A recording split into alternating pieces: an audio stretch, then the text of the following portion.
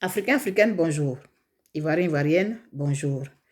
Chers, chers enfants d'Afrique dispersés partout dans le monde et dans les Caraïbes, bonjour. Nous sommes aujourd'hui le mardi 18 juillet 2023 et j'aimerais vous charger d'une mission. C'est humanitaire. Je voudrais que vous fassiez, que vous acheminiez cette vidéo à M. Willy Dumbo. À mon petit niveau là, même quand je reçois des messages, je ne les vois pas tous. Donc, j'imagine que lui, ça doit être encore plus grave. Enfin, grave, pas dans le sens négatif. Ça doit être encore plus titanesque. Il doit recevoir des centaines de messages par jour et c'est sûr qu'il ne les voit pas tous. Parce que moi-même là, à mon niveau là, je ne vois pas tous les messages qu'on m'envoie. C'est vrai qu'on envoie souvent des messages aussi dans les pages. Et puis, il y a un message automatique qui dit, nous avons bien reçu votre message, on va vous contacter. Souvent, tu peux faire 2 semaines, la personne n'a même pas encore vu quand elle est beaucoup sollicitée. Donc, je demande vraiment votre aide pour ceux qui sont abonnés déjà à sa page, pour ceux qui sont déjà en contact avec lui. Envoyez-lui cette vidéo-là, je vous en prie. Le 25, c'était quand? Le 25 mars 2023, j'ai reçu une dame ici, là, dans l'une de mes émissions, Dis-moi tes mots, mots M-A-U-X. C'est une rescapée de la gaz, de la bouteille de gaz Fetou. Elle a été brûlée. Dieu merci, elle n'est pas morte. Et elle utilise son expérience pour sensibiliser sur l'utilisation de ces bouteilles de gaz-là. Ces bouteilles de gaz-là, on se rend compte qu'il y a des gens qui font de la contrefaçon. C'est leur argent, ils cherchent. Ils ne tiennent pas compte des dangers que cela peut représenter.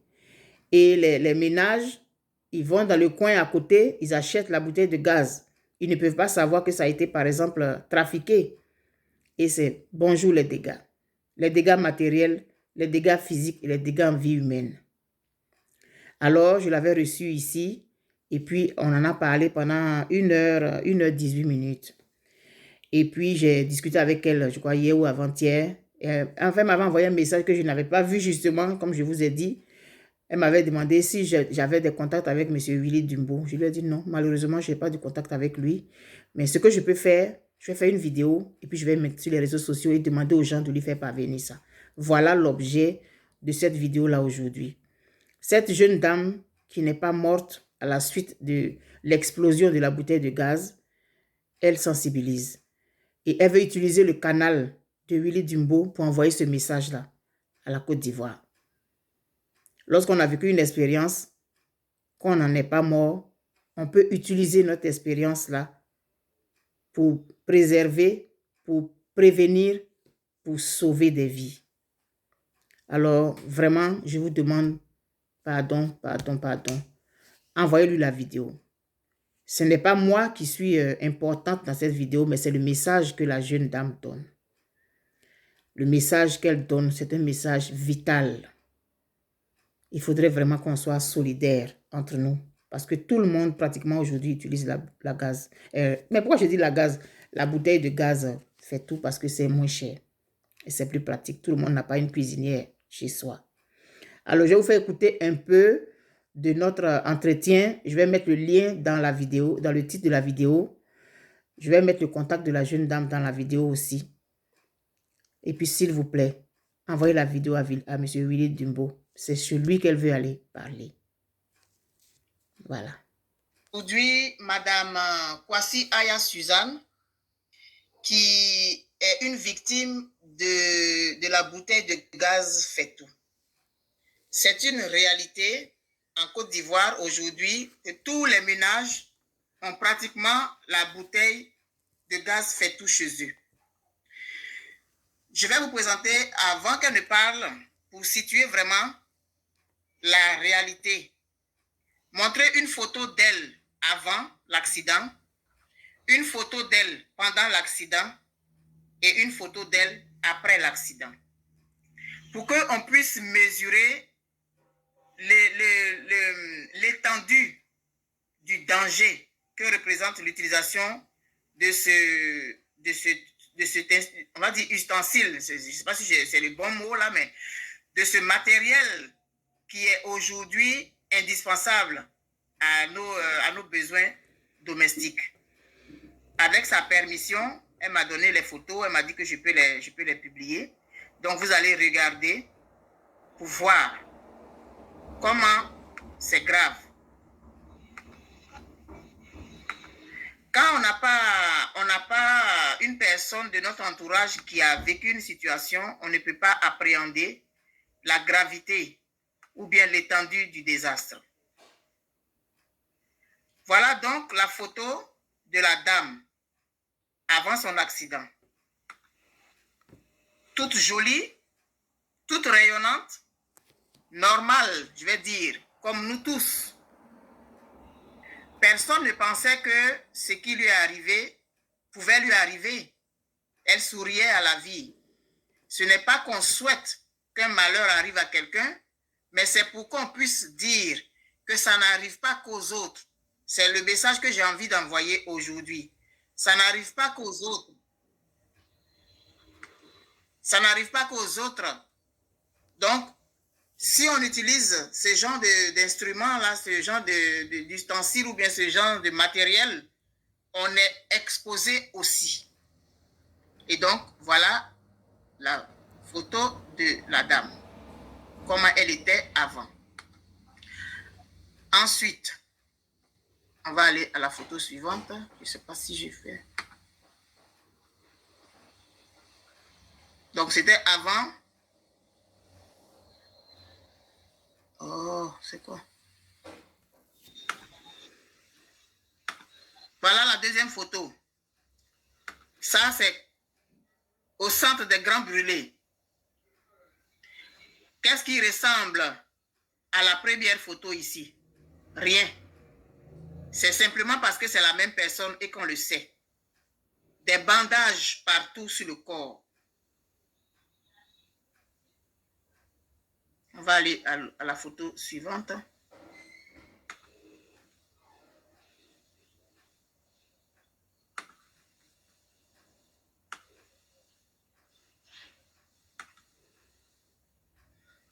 Regardez là, aujourd'hui. Enfin, je vais dire pendant l'accident. Ça devait être quelques jours après.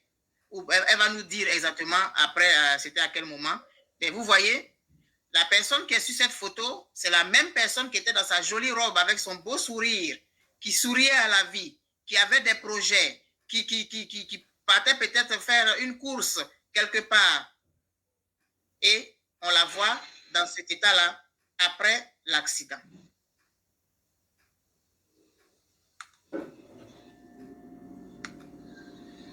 On est de retour. Madame Suzanne, j'ai présenté votre photo. Ah, j'ai des frissons.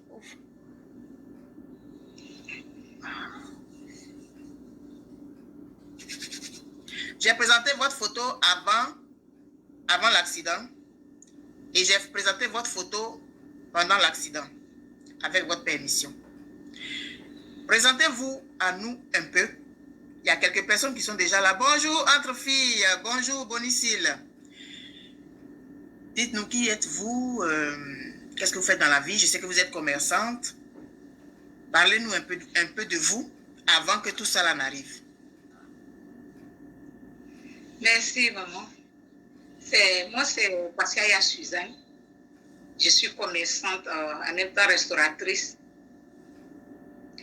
Et le restaurant est au niveau de Cocody, dans le camp de la brigade de gendarmerie et du district de police. C'est là-bas que je faisais le restaurant. Malheureusement pour moi, le 30 mars, j'ai eu une des bouteilles qui était finie. C'est le 30 mars de quelle année? Le 30 mars 2021. Okay. 2021, il y a une des bouteilles qui était finie, donc j'ai envoyé les nounous, elles sont parties charger.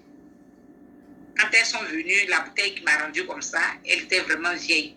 C'était 2 bouteilles même qui étaient finies. Okay. Donc, j'avais décidé d'aller changer moi-même. Puisque parmi les dames, il y avait une qui était plus âgée que moi aussi qui m'aidait. Et c'est la maman-là qui allait charger. Donc, je ne me voyais pas en train de lui dire ramène. C'est un peu comme si je lui manquais. Donc, je lui ai demandé de me montrer où elle a chargé. Et puis, j'avais parti moi-même pour échanger. C'est ainsi qu'à 19h, elle m'a montré, puisque le lendemain, je devais effectuer un voyage. Donc, je partais à 19h là pour échanger la bouteille. Et puis, les filles qui dorment ici avec moi allaient partir avec ça le lendemain. Et quand j'ai porté la bouteille sur la tête est partie. Et j'ai été brûlée. Ah, ce qui veut dire que...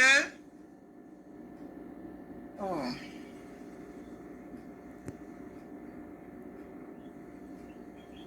Et ça a parti de là. Ce qui veut dire que ce n'était pas allumé. Non, Moi, c'était pas allumé. La bouteille, elle était déjà fatiguée. Donc, j'ai pris. Elle voulait même mettre la tête au départ. J'ai dit, laissez. Parce que c'est moi-même, je suis censée à tout moment de mettre les têtes sur les fétous. Pour ne pas que enfant des gens fassent et puis il va avoir peut-être des problèmes. Donc, c'est toujours moi-même. Je montais et puis je les laissais travailler. Quand j'ai vu, j'ai dit non, il faut que je retourne. Franchement, la bouteille même est très vieille. Le petit caoutchouc là même était sur la bouteille et j'ai changé. C'est comme ça que j'ai entendu un bruit. Ok, je vais revenir encore un peu en arrière. Vous aviez décidé, je vais te vous voyez, ça donne encore plus de choses. Vous aviez décidé de ramener la bouteille pour changer.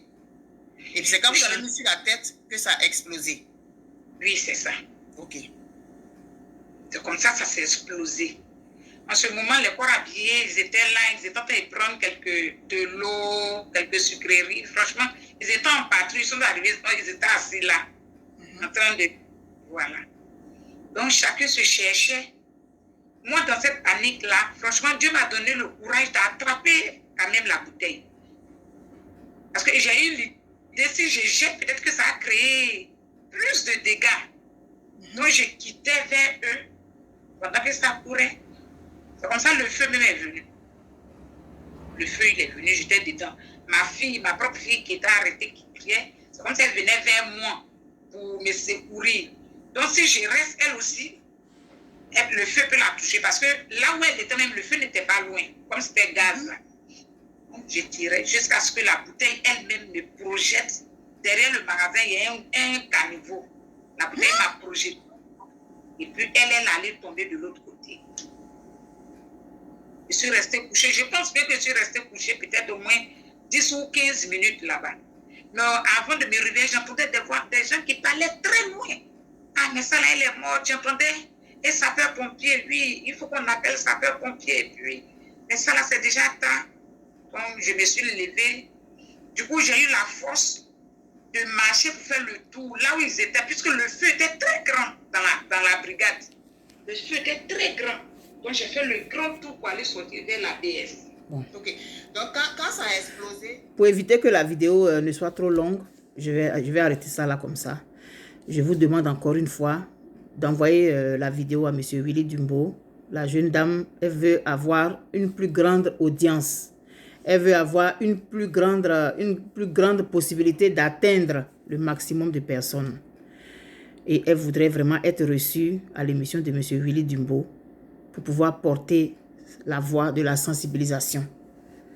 Ça peut sauver des vies. Donc vraiment, je vous en prie ce matin.